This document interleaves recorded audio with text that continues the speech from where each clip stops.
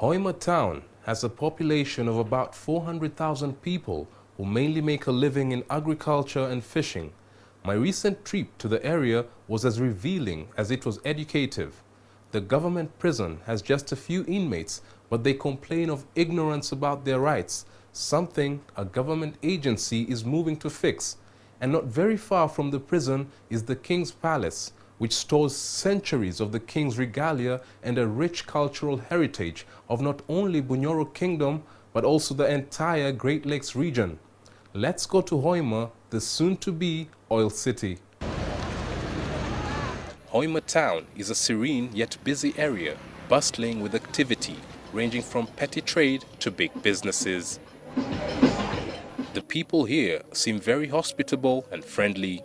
Our journey to this district, located in western Uganda, was to meet inmates in Hoima prison. Officials from the Judicial Service Commission were scheduled to hold an educational discussion with the inmates to sensitize them on their rights. Hoima prison has 167 inmates, 4 of whom are women incarcerated here after conviction for committing various offenses. We made attempts to talk to some of the inmates about the way they are treated, but were stopped by prison warders. Most inmates in this country are unaware of their rights, especially when in detention. And so the education that they're receiving here is meant to help improve the way they are treated. Now, the rules governing this area prohibit us from talking directly with the inmates. And so we're just hoping that in the course of this workshop, they may raise their grievances. And shortly after, they raised their concerns with officials from the Judicial Service Commission.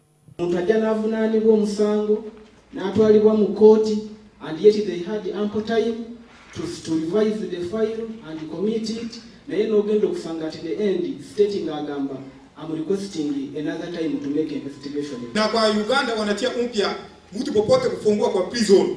Wanaona mkono ya LC yake number 1. Lakini hiyo watakamata sisi binadamu bila LC kujua wanakufuatia hapa. Michael Elubu, a registrar with the Judicial Service Commission, believes that the sensitization campaign will go a long way in helping the inmates in protecting their rights. We tell them about the criminal justice process, right from the time of their arrest, all the way to the last appeal. This procedure has been explained to them in very fine detail. And the reason is because if they have that information, then they can pursue their rights from an uninformed point of view. Have you seen any considerable change in the way the inmates are treated as a result of these sensitization workshops that you have? We haven't done the review yet because this is an initiative that has started this year. But I can tell you that as a result of some of the facilities that we have visited, some changes have already taken place. Hoima is one of the 5 districts constituting Bunyoro sub-region and is renowned for being the nucleus of the Bunyoro-Kitara Empire. At the height of its glory in the 18th and mid-19th centuries, Bunyoro-Kitara Empire, under the reign of Omukama Chwa Kabalega, covered present-day Buganda Kingdom, stretched to present-day Tanzania and even parts of Zaire, now renamed the Democratic Republic of Congo. Omukama Kabalega's heroic exploits in the war against colonialists are well documented in various libraries I have visited. I felt our sojourn here would be incomplete without visiting the current king, Solomon Gafabusa Iguru's palace, to get to know firsthand facts on Bunyoro Kingdom. And fortunately, we were allowed in and met the king's principal private secretary, Yoramun Samba, who took us to one of the royal chambers known as the throne room, where all the kingdom's ancient regalia is kept. The story of this kingdom is a story of metallurgy.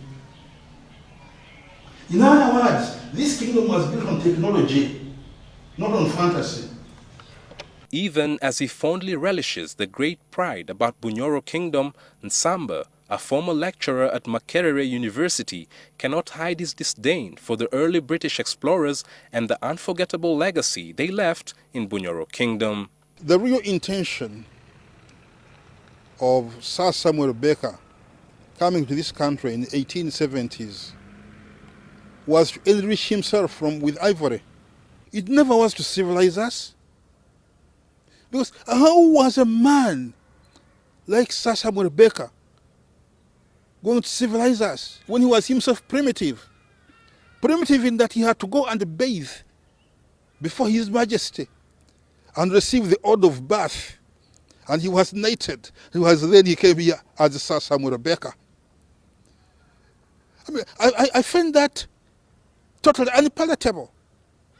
We then set off on a 4-kilometer journey to another historic Bunyoro site known as the Mparo Tombs.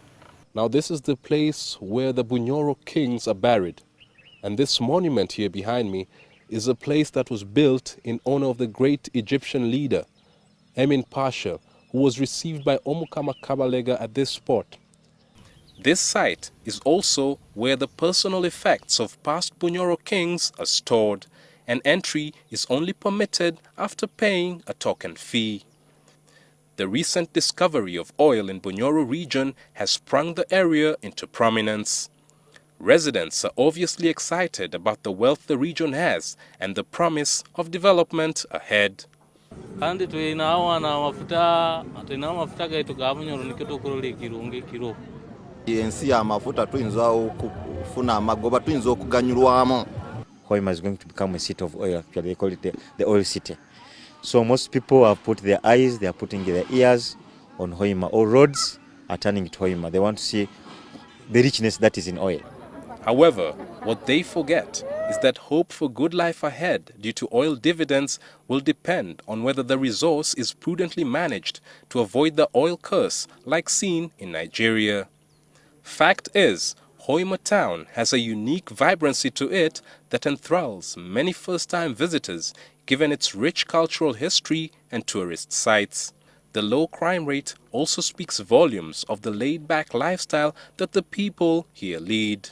Like we have seen, the promise that comes with the soon-to-begin commercial production of oil in Hoima is keeping the residents with great hope for a better life.